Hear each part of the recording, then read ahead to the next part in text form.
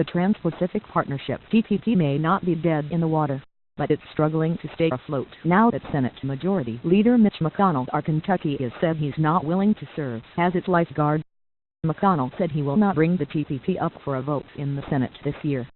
The current agreement, the Trans-Pacific Partnership, which has some serious flaws, will not be acted upon this year, McConnell said at the Kentucky State Farm Bureau breakfast on Thursday, The Hill reported.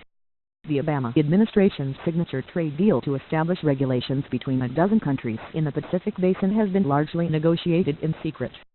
Its opponents say these regulations would undermine jobs in the U.S. and work to the benefit of corporations rather than the 12 nations' workers. McConnell wasn't willing to kill the deal completely, however, saying that it could see a vote in 2017 if some changes are made. It will still be around. It can be massaged, changed, worked on during the next administration, he said. The controversial TPP has made for some strange political bedfellows. Both presidential candidates have come out against the deal, although Democrat Hillary Clinton supported it while serving as Secretary of State during President Barack Obama's first term in office. The number of senators from both sides of the aisle opposed the agreement, including Clinton's vice presidential nominee, Tim Kaine of Virginia, and Republicans facing tough re-election battles like Pat Toomey of Pennsylvania. I hope America will stay in the trade business, McConnell said. To do that, it's going to have to be done on a bipartisan basis. On Thursday, Representative Joe Crowley, the New York vice chair of the House Democratic Caucus, said that the onus is on the Republicans to pass the bill through the end of the so-called lame duck Congress by the end of the year. However, Speaker Paul Ryan of Wisconsin said earlier in August that he doesn't see a point in bringing the TPP up for a vote because we don't have the votes, Reuters reported. It's hard to say what's going to happen at this point.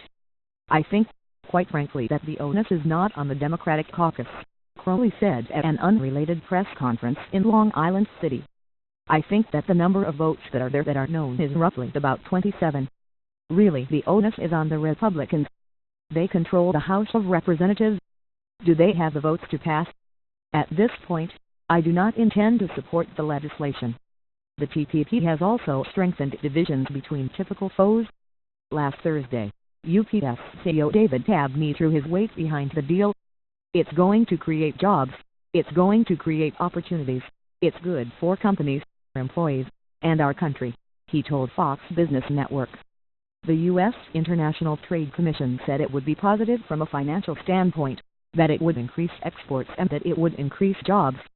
You have to remember 95% of the world's consumers live outside the U.S. We need to embrace that future. We need to address that 95% of market opportunity. Meanwhile, union members employed by the U.S. Postal Service, the arrival of UPS, gathered in Miami, Florida on Wednesday to officially oppose the TPP.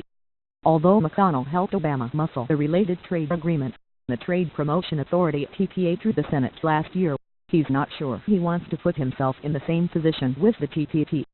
The TPA gives the president the ability to fast-track multilateral deals like the TPP through Congress. I was aligned with Barack Obama against Senator Harry Reid of Nevada and House Minority Leader Nancy Pelosi of California, he said. Almost an hour of body experience, now that I think about it. McConnell's pronouncement was the inevitable conclusion to his hesitancy about the TPP. He has previously said that the chances of the deal receiving a vote during a lame duck session were slim or bleak.